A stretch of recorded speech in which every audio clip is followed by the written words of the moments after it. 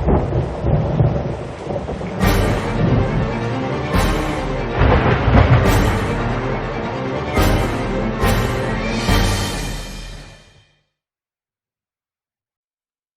up, everybody? It's I, the new guy on the block, Brolic. Brolic, boss, Brolic, call me what you want to call me. Just don't be rude about it.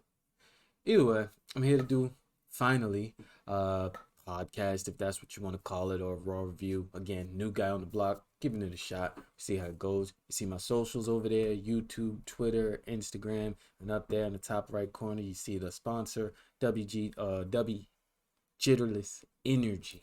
I have had some of it. It's very good stuff. You want to give it a shot? There's the discount code Brolic, Brolic, for a 10% discount. Now we're gonna get into the Raw After Mania review. So we got here. It opens up with the obvious or the usual WrestleMania highlight package showing you what happened night one, night two during WrestleMania. In my opinion, night one was the best night. If there was and I will throw this out here every now and then, if there was any Vince McMahon presence, it was on night two.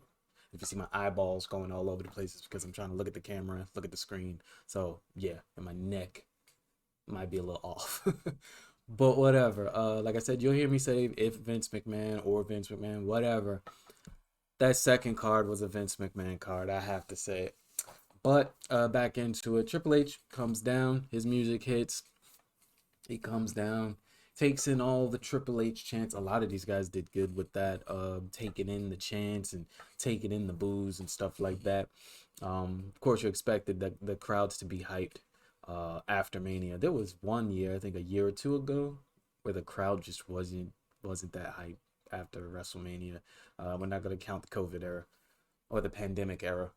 But again, Triple H, he takes in all the chants, doing what he's got to do, welcomes everyone to Monday Night Raw, runs down the stats of the night for WrestleMania Night 1, Night 2, gives the numbers, which we all know they embellished on those a little bit, quite a little bit. I pointed out with some friends of mine that just before Miz gave the numbers for the attendance, Cole was like, oh, Michael Cole was like 70 something thousand or something like that, or 60 something thousand, whatever. Cole said a number, Miz said something completely different, literally right after that. So that right there tells you they embellished. Who cares? We're not really tracking the numbers, right? But I'm just giving you the rundown of what happened. Um, uh, yeah, there we go. Night one, yes, was the best in my opinion. It's my first time doing this, so forgive me as time goes by. Things will change, things will get better. I got my notes right here on the screen, so you'll see me cut to the side to look at them. He thanks the roster. He thanks all the wrestlers, for putting their bodies on the line for what they do. Night in, night out for the fans, live events, premium live events, not pay-per-views. So he thanks the roster. He thanks the staff, the cameraman. He even gave a shout out to Stu. We got a Stu chant in the crowd, so that was pretty cool. Excuse me. And then he thanks the WWE universe. Um, then he points out, the hot topic of the town, or the hot topic of WWE right now is the sale, and one of the guys that was doing the press conference, media scrum, however you guys want to say it, one of the guys that was doing it, he asked the question. He asked it to Roman and Paul was like, this guy, he's always asking bad questions, which wasn't a bad question, but you get it. Like, really, dude, you really just want to put that out there. So, Triple H mentioned it to the guy during his time for the press conference, and he's like, hey, just get it out. Go ahead, ask your question. And Triple H just basically was like, yeah, nah, I'm not telling you nothing.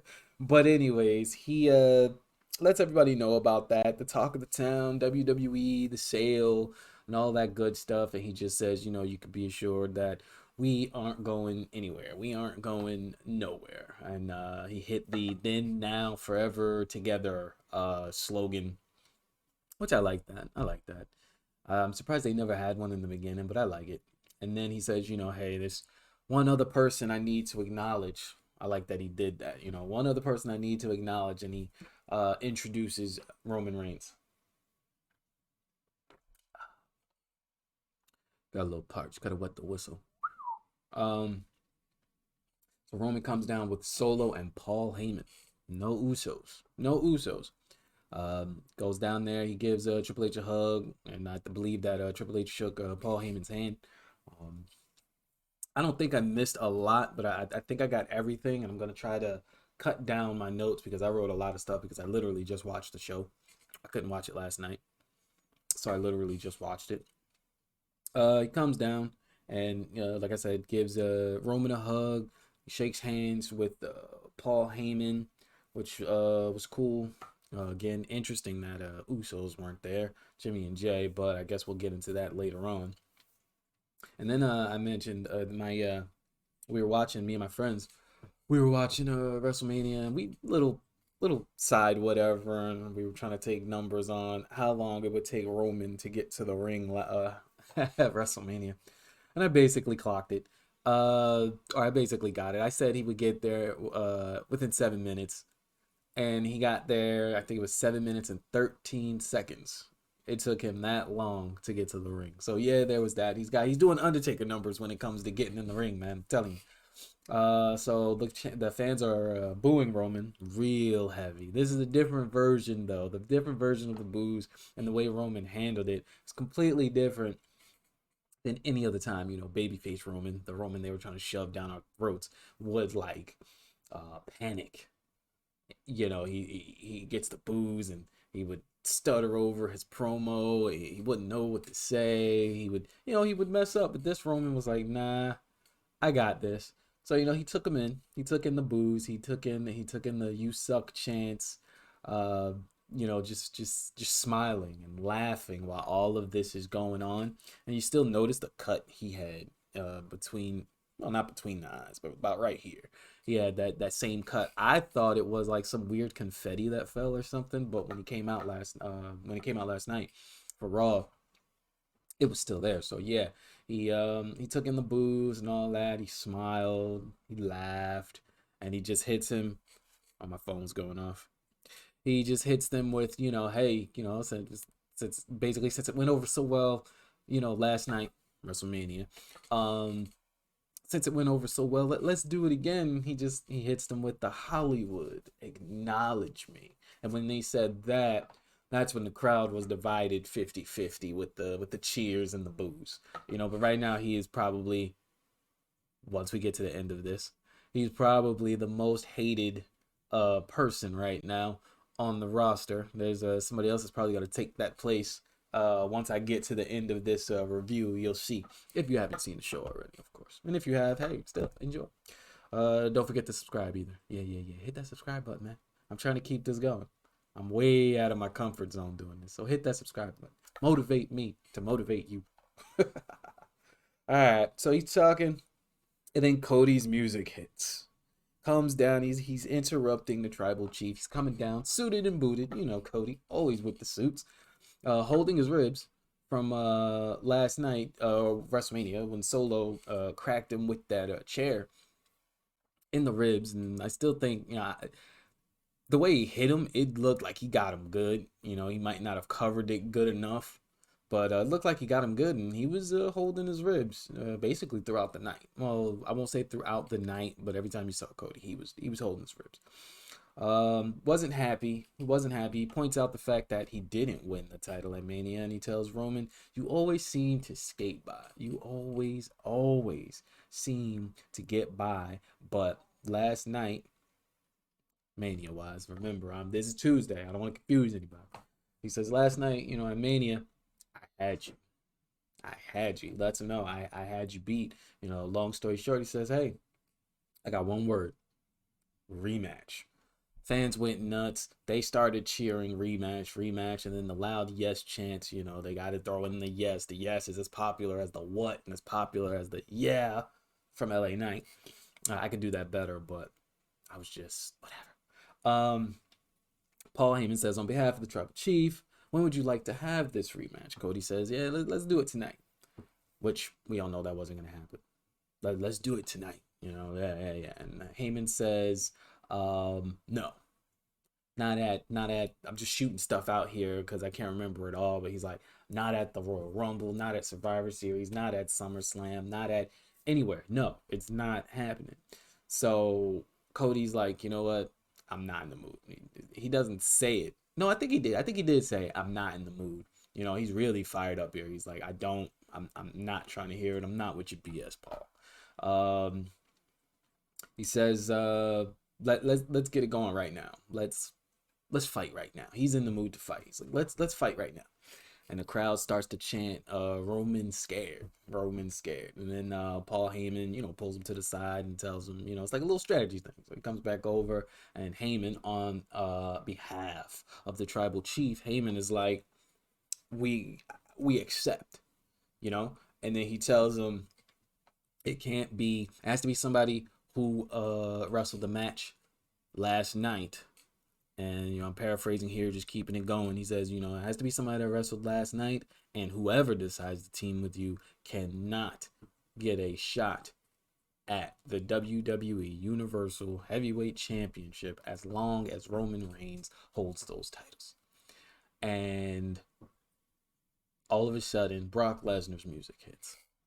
Not me not knowing, because I've been watching, of course, but I didn't know that after Roman beat Brock at SummerSlam, I didn't know that he wasn't getting another title shot. Because in the back of my mind, I'm like, when is he gonna get another title shot? But it was they said on commentary that Brock can't get another title shot anyway, so it worked out in that favor. That was good storytelling, that little bit right there. So Brock comes down. And they're bouncing around. Everybody's excited. The crowd, the fans are excited. I was excited because I was like, what, Brock in a tag match? I don't think I've ever seen that. Oh, no, he teamed with Big Show back in the day, for those who know. He teamed with Big Show, with all those guys. It was Big Show. I want to say Luther Reigns, Brock Lesnar, Nathaniel Jones, and I think Mark Jindrak, with Paul Heyman leading the way with all of them. Yeah, that was a thing. Look that up. But yeah, so Brock comes down, does his little thing. Everybody's smiling. Well, Brock and Cody are smiling. Reigns is pissed and confused at the same time. And then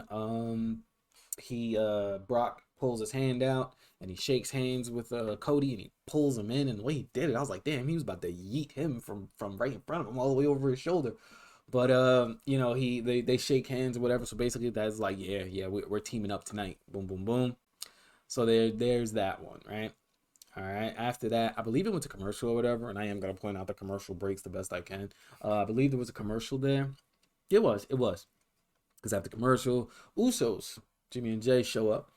They knock on the door. Paul Heyman comes down. He's like, "Hey, the greatest tag team of all time." Boom, boom, boom.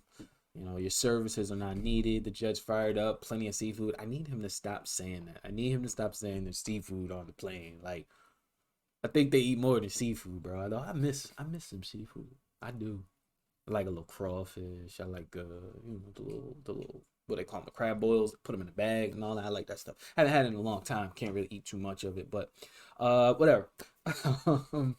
He's like, yeah, there's seafood on the jet. It's all fired up for you. Just go chill back there. Me and or Roman and Solo are strategizing for later tonight. He's like, could you believe Brock Lesnar? Did you see that? And so yeah, he sent them on their way, and they're like, yeet, whatever, and walked off. So that's a little suspect, in that situation. I'd like to see how that goes. I would have thought when I saw them and he sent them on their way, I was like, oh, they're probably gonna interfere in the match later with Solo, Roman versus Brock and Cody. But nah, sorry if you heard my stomach. I ate. I don't know what that was, but yeah. But yeah, so they sent the Usos on their way, and Paul walks through the door, and he's like, done, my tribal chief, whatever. And then you got that. Then they go to the first match of the night. All right. I don't even know what's the time at. I'm almost at 15 minutes. And that all happened for the 15 minutes. And here's our first match. Was a Omos versus Elias match. Straight up squash. Just a straight squash. There's nothing to talk about there. You kind of figured that. Elias came out, no goofing around. He didn't even have his guitar. He usually sits in the ring. He does the who wants to walk with Elias or walk with Elias, yada, yada, yada. And yeah, so squash match. Then they do a WrestleMania preview of Saturday and Sunday, and then they talk about Snoop Dogg, doing what he do, or doing what he did, which was crazy. Snoop, Snoop, Snoop. I'll get to that when I get to that. I don't have too much to say, but I'll talk about it. Um, then they show Bad Bunny, letting them know he's the host, and they said this clear as day. He is the host of WrestleMania Backlash.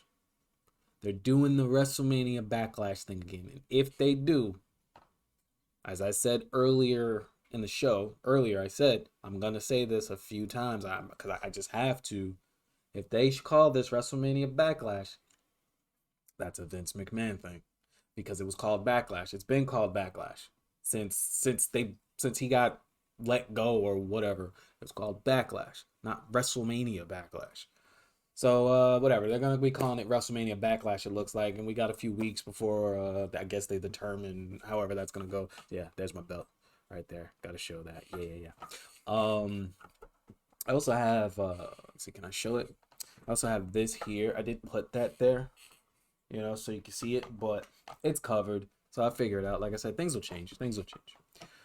All right. The next match they had, or excuse me, the next segment they had was Rey Mysterio. He comes out, cuts the promo, thanking the fans that he's a Hall of Famer. He couldn't have done it without them, the WWE fans, the WWE universe.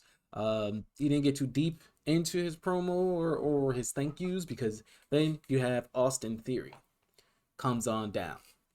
Austin Theory, your United States champion. He beat John Cena. It was a decent match. Could have been a little longer, in my opinion. Really could have been a little bit longer. I mean, it's John Cena.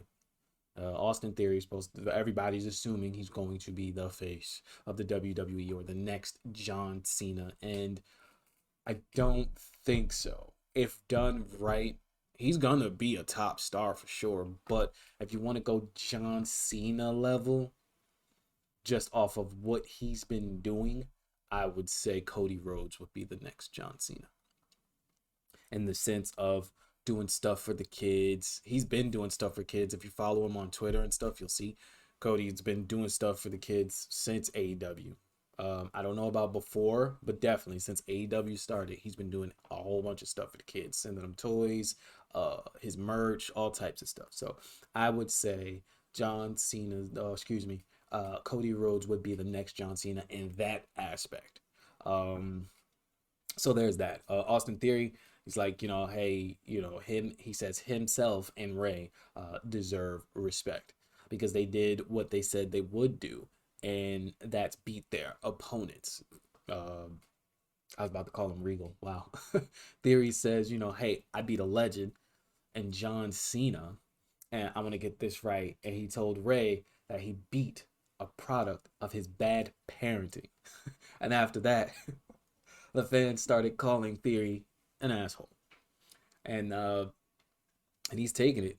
He's like, yeah, this what this is? Is this what John Cena was telling me about? Is this what was gonna happen to me after WrestleMania? The Raw after WrestleMania. Is this what I would have to endure or overcome? And he was like, hey, he's wrong, but he did good. I like the confidence in him. I like how he approached it. He's like, whatever, who cares? Like, okay, boo, woohoo. You know, it is what it is. And Cena was good in that promo that particular week that he did that. He was like, you got a lot to deal with if you happen to beat me. You got to go out there that next night and, deal with this and deal with that. He was right in saying that.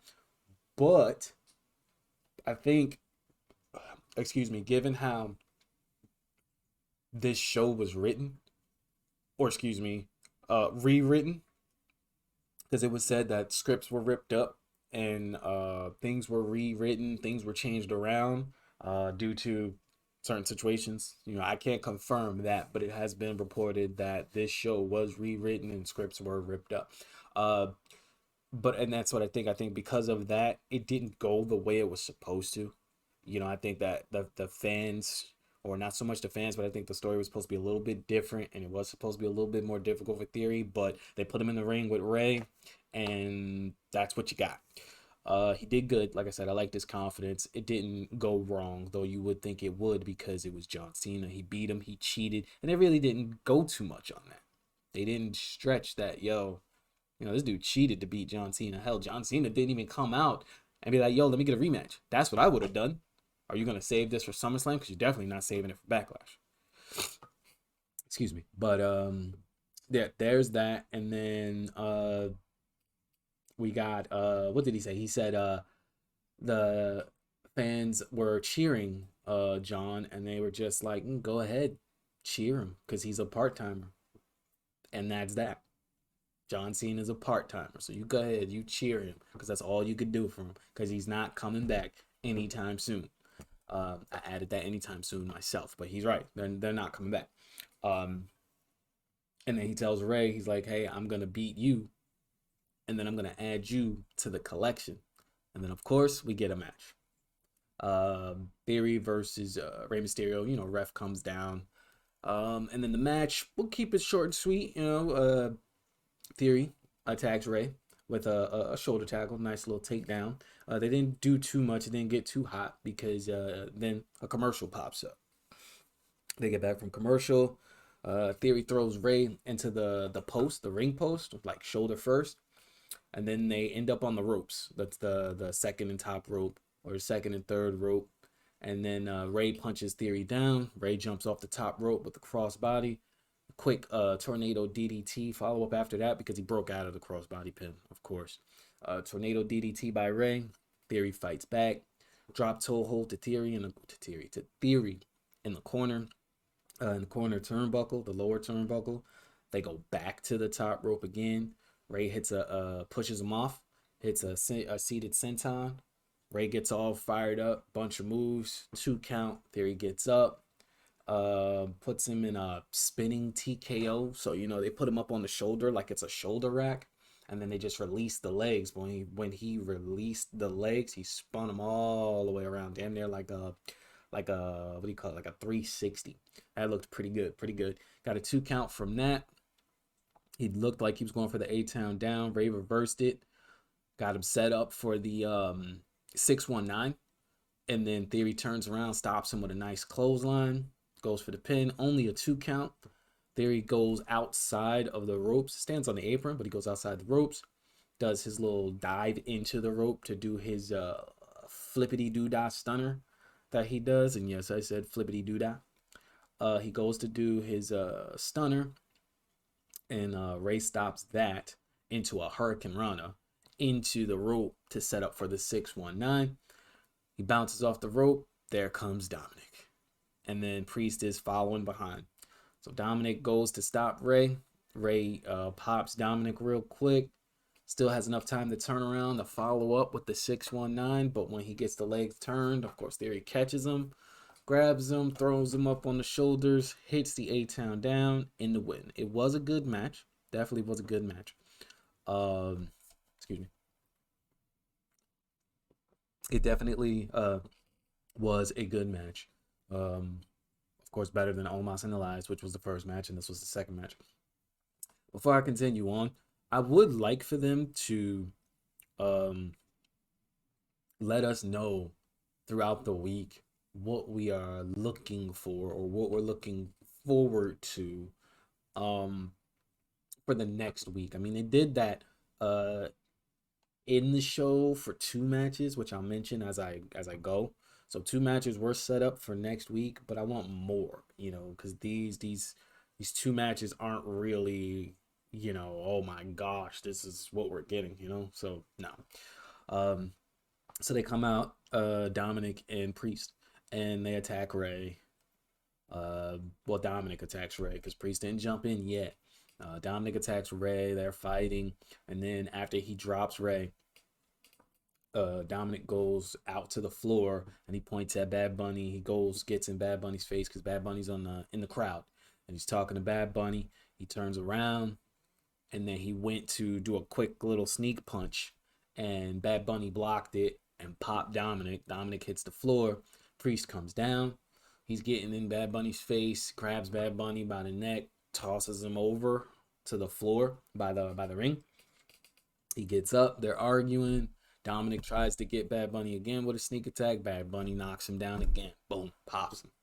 So then Priest just clotheslines Bad Bunny, drops him.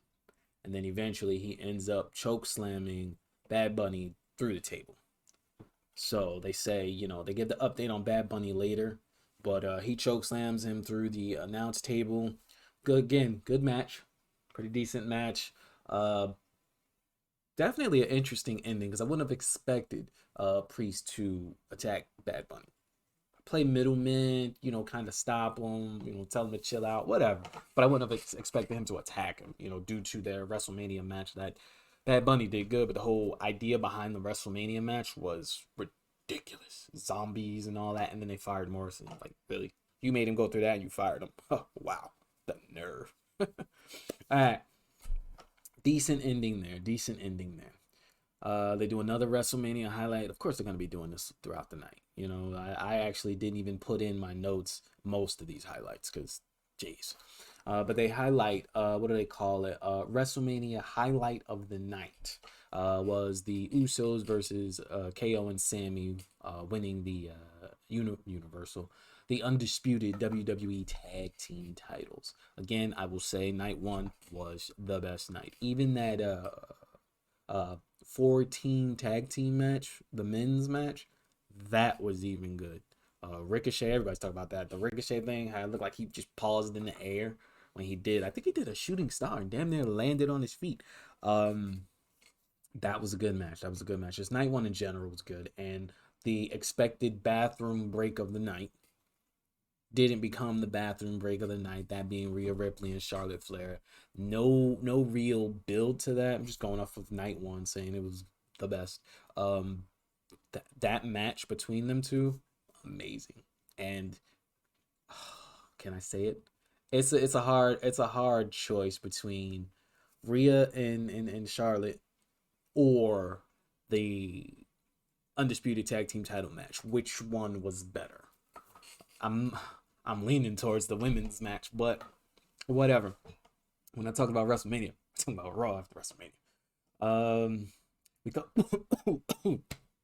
excuse me. We come back after another break, another commercial, and Priest is talking to Adam Pearce, and he's like about what happens, and he just says straight to the point. It would be worse if he didn't like Bad Bunny or if he wasn't his friend. You'd have a lot more to worry about. And that's what he said. Excuse me. And we have Sammy and Kevin Owens. They come out. They thank the WWE Universe. It was KO came out to his music. Sammy came out to his music, and then we get the Olay chants and everything. So it was great to see. Like, come out. WWE Universe doing their crowd chants. You deserve it. KO says, yes, we do, but you deserve this too. Talking to the fans. And everybody cheers, everybody pops, and all that good stuff. And Sammy says, I don't want to be a cliche here, but I'm going to say it, and that's it. And he says, I wouldn't be where I am without you, that being the WWE Universe. And KO says, you know what? It's time to celebrate. And what better way to celebrate than to celebrate with a fight? Calls out anyone, any tag team in the back that, is ready to make a name for themselves. That's what he says. And, of course, the Street Profits come out. I didn't expect the Usos to come out. I didn't. Like, not at all. Though, again, I would have expected them to come out in the main event for the night, and they didn't. I'm drinking my, I got a drink, and I don't want to mess up with the whole sponsorship thing, That's why I'm drinking it quick, So Street Profits come out, they do their thing, Montez, Mr. Funny Man. I like Montez. I'm just getting this over because it was like, it's almost the same thing with the Street Profits. Montez does his shtick, and then Dawkins, says whatever he has to say, and they end with the Street Profits are up and we want the smoke. All right. I got to the point on that one. My notes. So the Street Profits come out. And they just had a good match. Let's see what we got. Gotta check the notes. Gotta check the notes. Again, this is my first time. I'm new to it. Bear with me. Bear with me.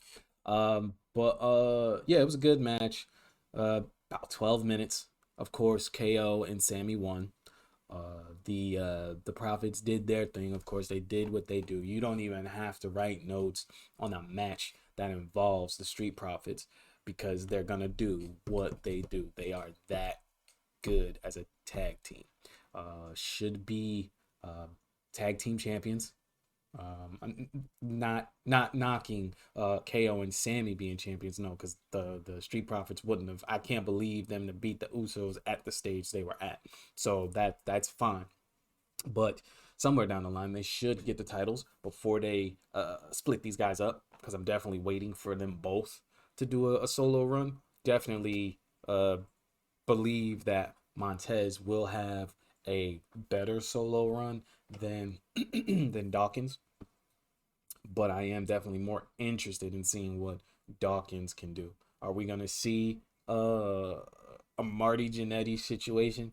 You know, like JC Jane and Gigi Dolan, Matt and Jeff, uh, Marty Jannetty and Shawn Michaels, Otis and Tucker. Like I could keep this going. Like who are we gonna have a Marty Jannetty? And that's what I want to see. What is Dawkins gonna do? Because Montez has got to be put the pack on his back and send him to the moon, man. He's gonna be something good. Not I don't see him being WWE champion. I've seen some people say that. And I'm like, nah, y'all need to chill. I don't see him being WWE champion. Maybe getting opportunities at the WWE title, but winning the WWE title, no. We come back. Again, it was like a 12-minute match. Good match. KO, Sammy, they win. No interference, no cheating, nothing after that. The match was over. And now and that was the third match of the night, and nothing crazy has happened. All right. The Raw after WrestleMania, we're looking at a third match. Nothing crazy has happened. No debuts. There was a return. There was one return. Uh, but right. Um, yeah. So we have Kathy Kelly. She's interviewing Seth Rollins in the back. They're in one of the backstage areas or whatever, and he talks about his win over Logan Paul. Said he sent him back to the social media stratosphere or something like that. But he's like, something's missing in this party. He's like, the party isn't out here or back here. It's out there, pointing to the crowd. And he says, hey, Mr. DJ, play my song. And his music plays. Crowd goes nuts. He's out there. You see, we see him go out there. They basically just pulled a Bobby Lashley, but let him have his music. It goes out there. He says, Mr. DJ, play my song. Crowd goes nuts. They're doing the music thing, and they're louder. They're louder than ever. And I think it's more louder because they're in closed doors. Like, no, the ceiling isn't open. The roof isn't open. Nothing's closed arena. So they're even louder. Before I get to what I'm about to say, got to give Seth Rollins his credit. He's done his thing for the WWE. He's held it down. Since the gimmick change, and not having a main title on the show, not having your main champion on the show as much, I think he got the U.S. title like twice during this run, at least once for sure, and he's just held it down. And after I wrote this down, saying he deserves his props and stuff like that, it goes to another backstage segment. Seth Rollins comes out. You see him on TV, and there's his music, and the crowd's going crazy. You think something's gonna happen. He's gonna talk to the fans. He's gonna do something, but that doesn't happen.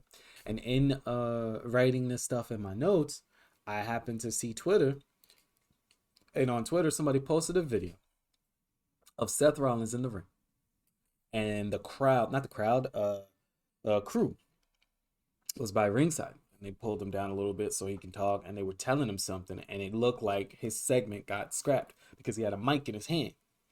And then sure enough, his segment got scrapped. And during the next backstage segment was Bobby Lashley. And while Bobby Lashley was doing his thing, you can hear Seth Rollins' music playing and Seth Rollins, the crowd, doing the oh thing.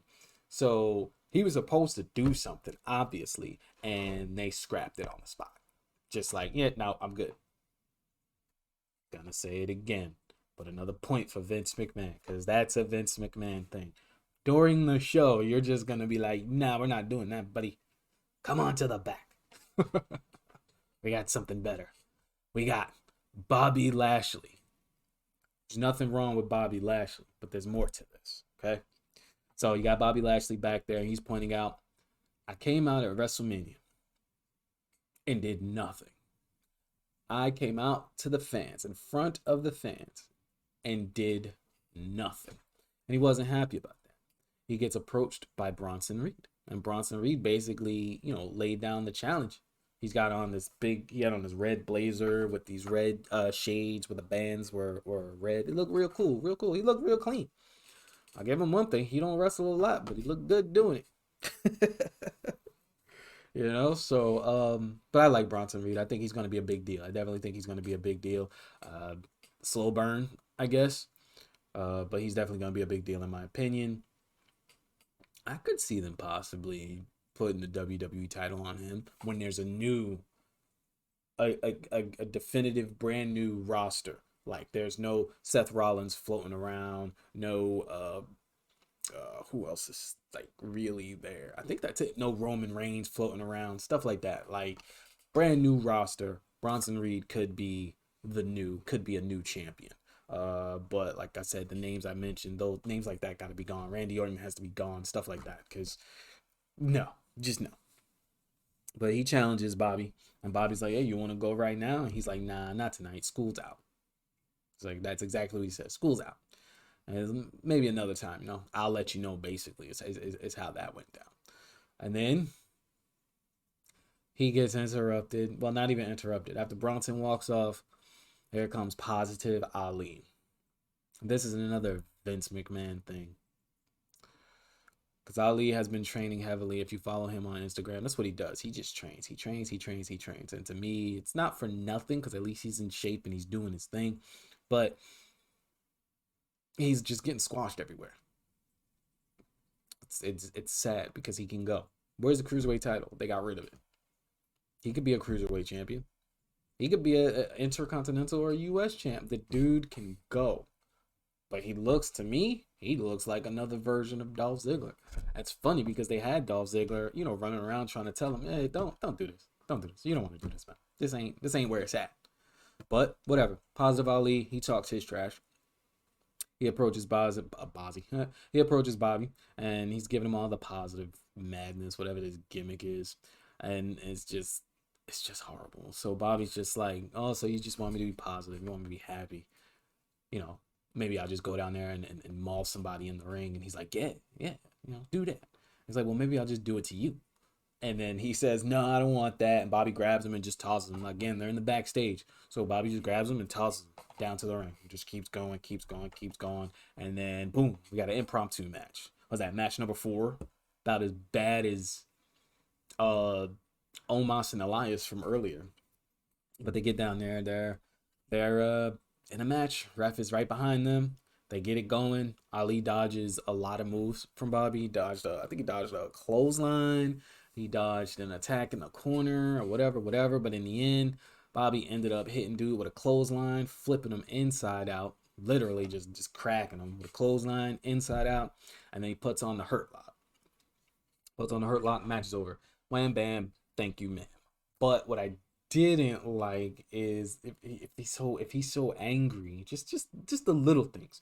If he's so angry about what happened at WrestleMania and everybody's just coming and interrupting him, he should have locked the Hurt Lock in and not let it go. Like, don't let it go. Have them come out there and make you let it go. Like, more aggressiveness, more aggression, whatever. It should have been sold a little bit better. So that's that. We get told before commercial break, Bianca Belair is coming down to the ring.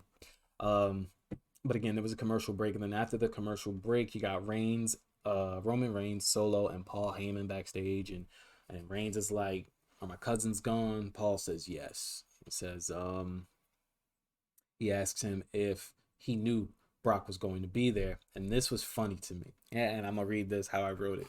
Uh, he asks him if he knew Paul was gonna be there, and he says it's the day after WrestleMania, and this is usually the time Brock takes 6 to 9 months off and leaves everyone hanging. A life that you rescued me from.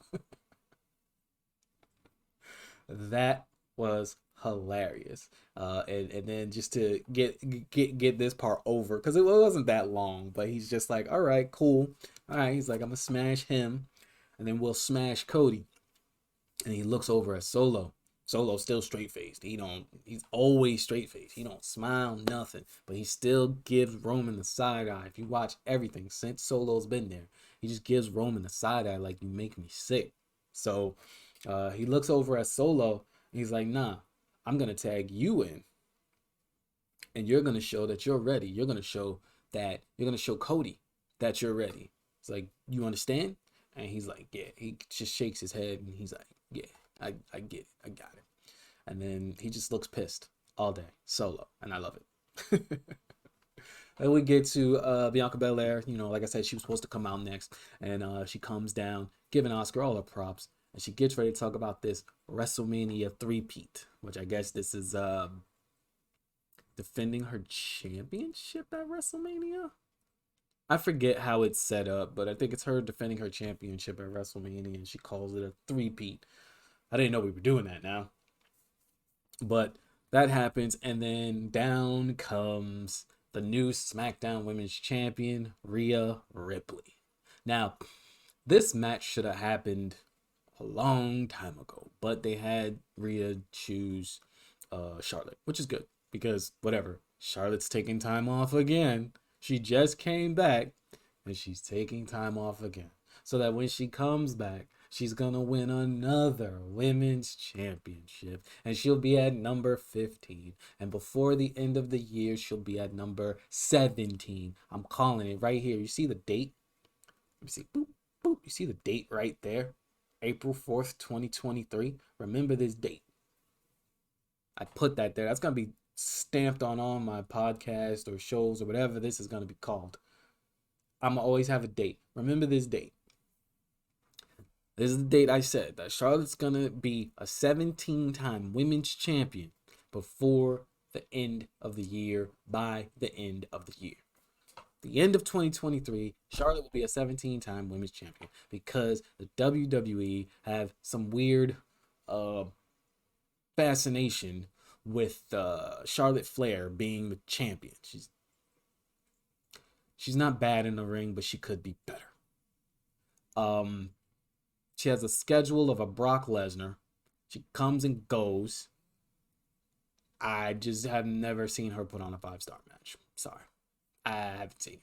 I haven't seen it. John Cena's put on more 5-star matches than Charlotte, and he isn't that good of a wrestler, but he's still good regardless. Oh man, what we got here? Oh no, I don't want to stop it. I need to. All right, I had a message on my phone, but we're gonna keep this going anyway.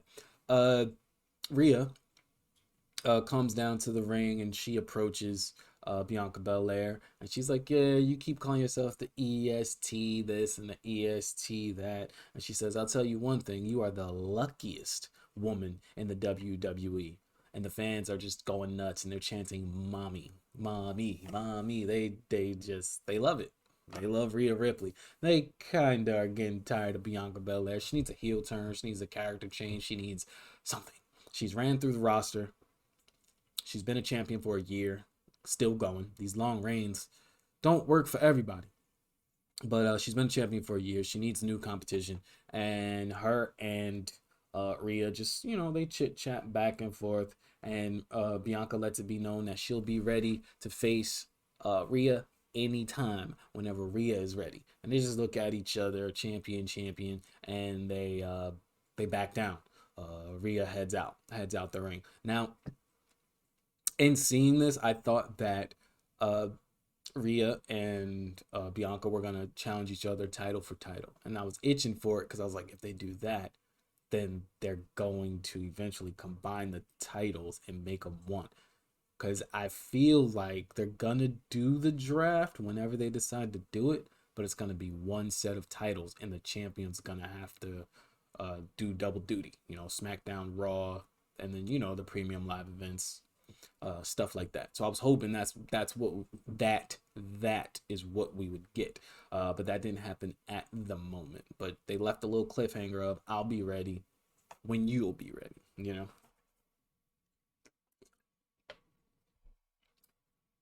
Before they end, Rhea's heading down. Here comes Liv Morgan and Raquel Gonzalez, or is it Rodriguez? Raquel, because they like the name changes. They're coming down, and as soon as they get to the bottom of the ramp, Raquel looks dead at Rhea, just smiling, and she's looking at her, and that just lets you know, hey, they're gonna go at it soon enough, and I would like to see it. Those two the powerhouses, two female powerhouses. That would be great because Raquel is a giant, if you could say that, like a giant in the women's division. She would be a not an Omos, but you get what I'm saying, like a Braun Strowman and a Kane, something like that, just to kind of compare. I'm not saying that that's exactly what it is, but that's just a kind of a comparison of how I see it. Just a big muscular woman, and they're gonna clash eventually. But Liv and Raquel coming down for their tag match against Dakota Kai and Io Sky. I want to say Shirai. Io Sky, Dakota Kai. And the winner of this match will get a shot at the women's tag team titles. Found out later on in the night that it would be next week that they would get that. So yeah, they promoted that match. Okay. Let's see, what do we have here? Yeah, okay, so we talked about that already. Then they have the tag match happened. As far as the tag team titles are concerned for the women, I'm not a fan. Um, because they mean nothing. They really do. And what let me know even more that they mean nothing is the women's tag team match at WrestleMania. That was bad. It wasn't horrible, but it was bad. It wasn't bathroom break, but it was bad. Uh, and what made it worse is that you had Ronda Rousey and Shayna Baszler win the match. One, they did nothing in that match. They didn't do anything. Now, if Baszler had a different tag team partner, then she would have put in some work. They would have put in some work. But Ronda Rousey shouldn't have been put in this match because she was already injured. And they showed, like, yo, they just let her chill on the side. That's a given right there. Like, something's still wrong. So why put it there? They didn't, Baszler and Rousey, they didn't earn a chance to even be in the match. They just got put in there. So you didn't have them earn a chance to be in the match. Ronda Rousey still injured, and you gave them the win at WrestleMania. So eventually, they'll be facing uh, Becky and what's her name? Becky and Lita. Um, which it just sucks. It just sucks. The women's tag team titles are not the business right now. And I really hope they don't win the tag titles, Ronda and Shayna, but they will. They killed the four horsemen thing or the four horsewomen thing, which was bad in itself. But yeah, there's that match. Nothing special in this match. Io and Dakota, they came down to the ring without Bayley, which that kind of raised an eyebrow for me. Different, but no Bayley, no yapping, no talking. They just get down to the ring. The whole damage control gimmick was dead on arrival. DOA, done. So just straight up, real quick, they had some decent back and forth between them. Raquel ended up grabbing Dakota Kai, put her leg around her neck, hit her with that what they call it, stretch muffler, and then she swung her around. So that was actually a good little variation of that. She swung her around, tagged in Liv. Liv hit a bite, not Liv. She tagged in Liv, did Raquel, and then Dakota hit Liv with a bicycle kick to the face. She ended up bouncing off the ropes. Another big move was Liv hit the backstabber, and then later on in the match, Raquel grabbed Liv, put her up in the power bomb position, and just power bombed her outside the ring onto Io and Dakota. They get back into the ring. Excuse me. They get back into the ring, and then we get hit with another commercial. Another commercial. They do a little bit more back and forth stuff. They kept a good pace. It wasn't a bad match, but it was short. It was worth a bathroom break, but the stuff that they were doing was worth watching, but not like, oh my gosh, spectacular. Um, Raquel hit a how you say it, Tejana bomb. I'm trying to get it right. She hit the Tejana bomb, and then Liv hit the Oblivion right after that, and they get the win. And it's announced that next week they will get a shot at the tag team titles, the women's tag team titles on Raw. And again, this is the first match that was mentioned for next week. So that's a little bit of info on that one. Who's texting me? Oh, birthdays. Yeah. Yeet. Okay. Um. So yeah, they'll get their tag team title match, and that's the first match that's mentioned for next week. Okay. At least it's a championship match, but hey, I don't write the show. Next up, we have Miz. And my opinion on the Miz, I like the Miz. Not this version, but I like the Miz. My cats are doing something. Miz is now just a jobber with good mic skills. That's it. That's it. So he's not happy about what happened to him at WrestleMania. He mentions he had to get into a match with Pat McAfee, had to deal with George Kittle. Then he ended up having to possibly have a match against Shane McMahon and Snoop Dogg. Ends up he takes the credit, does Miz, takes the credit for Shane messing up his knee. He said he beat up Shane so bad that he couldn't even stand, or something along the lines of that. Hopefully Shane's okay, man. It was weird. I know he got hurt. Like, it was legit. Like, he did the little what do you do? He did the leapfrog, landed on his feet, and then his legs gave out on him, or one of his legs, and then he tried to get up again, and it just didn't happen. He tried to get back up, and it just didn't happen. So, in that match, Snoop, I don't know if Snoop called the audible, or because people are starting to say, oh, Snoop's a genius, Snoop's a genius.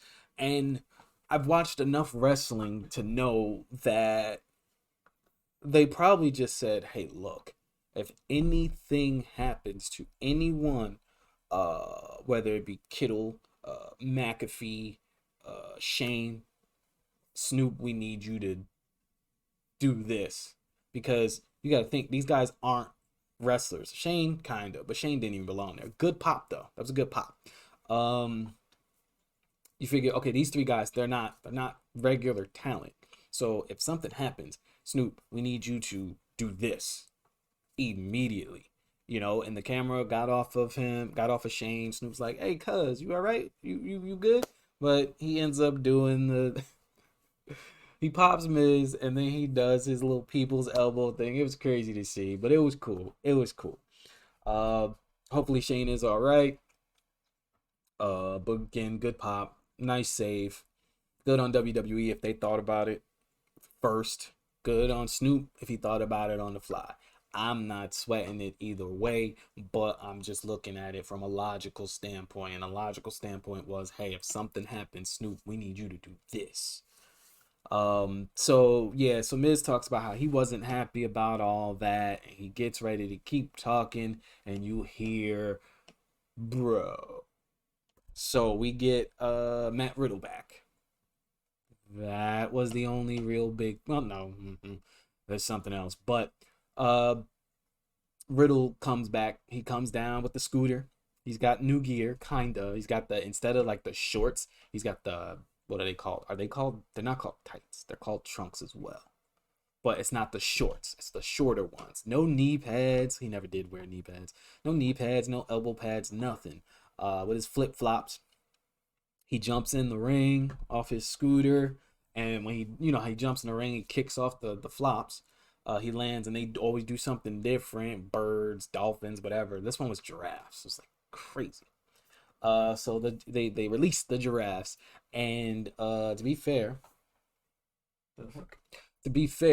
Riddle looks good. Riddle, he's put on more weight, more muscle. Um, he's not as red in the face as he usually is. He's not as sweaty as he usually is. Uh, coming down to the ring, um, he seemed more focused, and when I say focused, like his eyes were open, like normal. Usually his eyes are like this, and he's all face is funny looking and stuff, and he just looks like he's in a better space now in how I see it. Because we all know what he had to deal with and why he was suspended and stuff like that. So he's looking good. He's like, he comes into the ring and he's like, "Hey, did you miss me?" And he's talking to the WWE universe, and Miz is just like, "Bump that." So he hits Riddle from behind. Riddle hits the floor. He starts stomping him out, and then he backs up to take his jacket off, loosen up the tie. Um, Riddle gets up, starts hitting Miz with the palm strikes, hits him with the ripcord knee, and then he drops him with the bro Derek. Um, so yeah, there's that. And then just to point it out, that's the second match that was later on mentioned that the Miz and Riddle would be facing each other next week. So you have the women's tag team title match with Raquel and Liv versus the champs Lita and Becky for next week, and then you have the Miz versus Riddle for nothing. They're just 1-on-1. And then they do a quick rewind back after commercial. It's supposed to be a 3-hour show, and I watched it a few minutes ago, well, about an hour ago, on the NBC app because they have the USA stuff on there. So I watched it on an NBC app, and the NBC app says it was, I think, 2 hours and 25 minutes or 2 hours and 35 minutes. So it's about a good 30 minutes of commercials and other useless stuff. Because in my opinion, if you're gonna keep plugging in what happened at WrestleMania, that's a commercial in my book. And they did a lot of those. Told you, I didn't mention all of them. They did a lot of them. Still, pretty lackluster. Pretty lackluster Raw after Mania. Nothing big happened really. Riddle is back. They do the rewind back to the attack on Bad Bunny, and then they say he may have suffered a separated shoulder. Graves apologizes to Bad Bunny's fans on behalf of the WWE, and things, there you go. We'll see how that goes at Backlash, because we all know that Backlash, Bad Bunny is going to be the host, and I basically called this one. It's obvious. It's going to be Ray and Bad Bunny, as long as he is legit okay.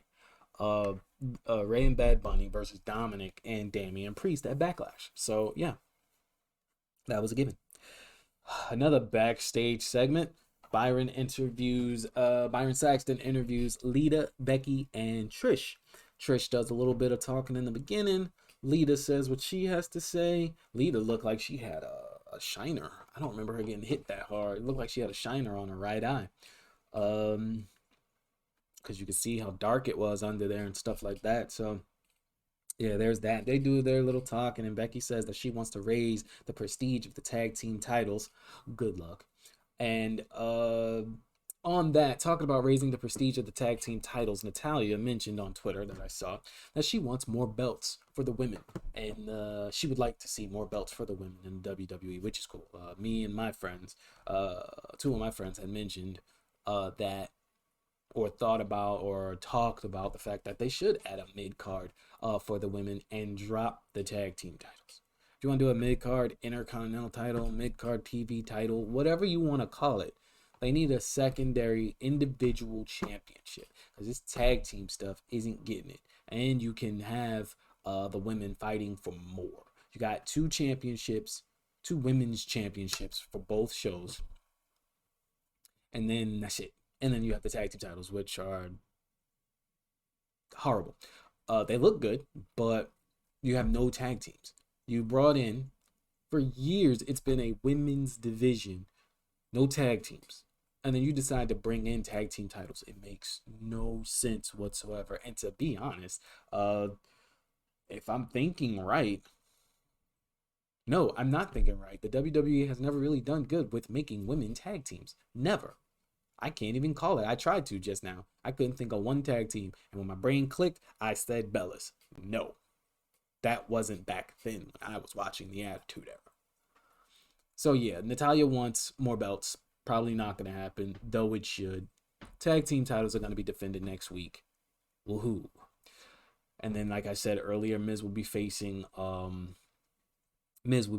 Riddle. Not bad. Decent. Well, the tag match might not be great. Whatever. I'm not going to keep poo-pooing on it. And now it's time for the main event. Solo and Roman versus Brock and Cody. This is going to be a great one, isn't it? If you haven't seen it. You're ready to hear about this, aren't you? All right, man. Cody comes down to his usual, whoa, however you say it. Sorry if I hurt your ears. You know how it goes. It's great. Everybody chimes in on it. He comes down and he's still holding those ribs. Like I said, I don't know if he's doing a great job selling it or he's legit hurting, man. So he's doing that. He comes down. And then Brock comes down. Of course, Roman and Solo were first. So those guys, they come down and not the ref, I don't know why I said that. They make the announcements like this is a championship match. They do individual announcements. They bring down the lights like they did in NXT. And they're doing their thing. They're, introducing Roman, introducing Solo and Paul Heyman. Then they introduce Brock Lesnar. And then they introduce Cody. And right there, I was like, why wouldn't you introduce Brock last? Why would you introduce Cody last? Right? So they introduce Brock. He does his thing. Then they introduce Cody. And right after they introduce Cody, unexpectedly, I popped on the inside. And my mouth was like, because what? Brock knocks Cody clean, just clocks him in the back of the head. And he's stomping on Cody. And Roman, the lights come back up. And Roman just puts his hand on Solo and kind of tells him to back up. So they slowly just leave the ring. They don't run. They don't scamper, nothing. They just slowly leave the ring. And I like how they did that. And then as Brock is beating down Cody Rhodes, you see Solo, Paul, and Roman just walk into the back, just minding their business, just going. Just taking their time and getting the hell out of there. Let me see, because I wrote down a lot of this stuff. They dipped out, Roman and Solo and Paul, and Brock is just beating the mess out of Cody. He steps on his throat at one point, like Cody's on his back, and Brock puts his foot right here and legit just steps on his throat and walks across. So he does that. He's throwing him around. I was confused. I was lost because honestly, it doesn't make any sense to me other than Cody might actually be hurt and they needed a way to get him off the show to get checked out to see the severity of the ribs. That's the only thing I can think of because other than that, why is Brock beating the hell out of Cody? And I watch a lot of YouTube shows and I don't want to hear this is the adversity that Cody needs to face. No, because it is not believable for Cody to beat Brock Lesnar. That's not believable at all. Cody beating Brock Lesnar is not believable. So, in having Cody, if some may think that's the case, having Cody face Brock and lose while trying to gain momentum to get back at the championship makes no sense.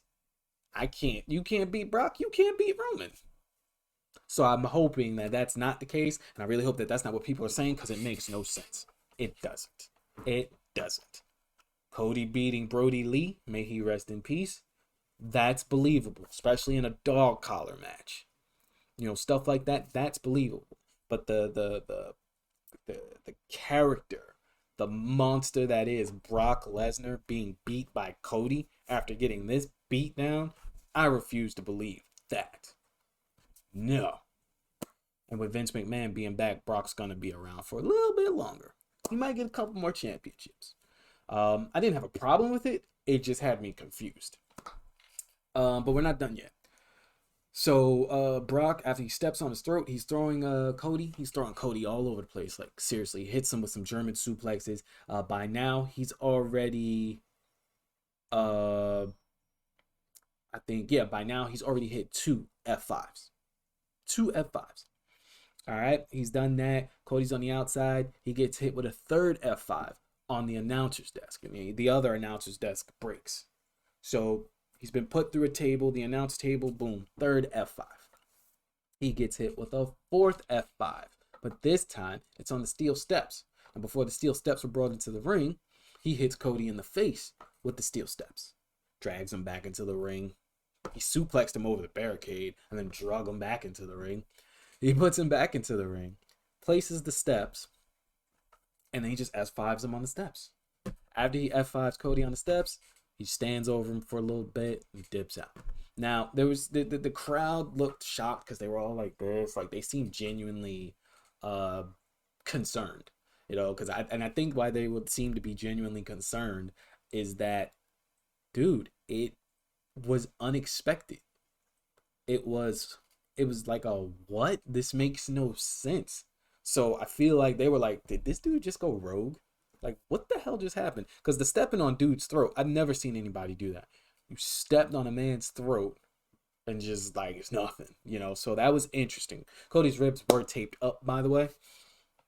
When he came out and he took the coat off, it showed he had his ribs taped up. But yeah, he does that, and then eventually Brock leaves, and they come down with the stretcher. And something else that kind of raised my eyebrow was like Brock's at the top of the ramp and he takes the gloves off. And what raised my eyebrow was after he took the gloves off, Paul Pierce. Is Paul Pierce? Paul Pierce. Whoa. Adam Pierce. Paul Pierce used to play for the Celtics. Adam Pierce, he was like, oh, he basically was like, oh hell, or oh damn, or oh no, something like that. And it seemed legit, like, yo, this dude is really about to come back.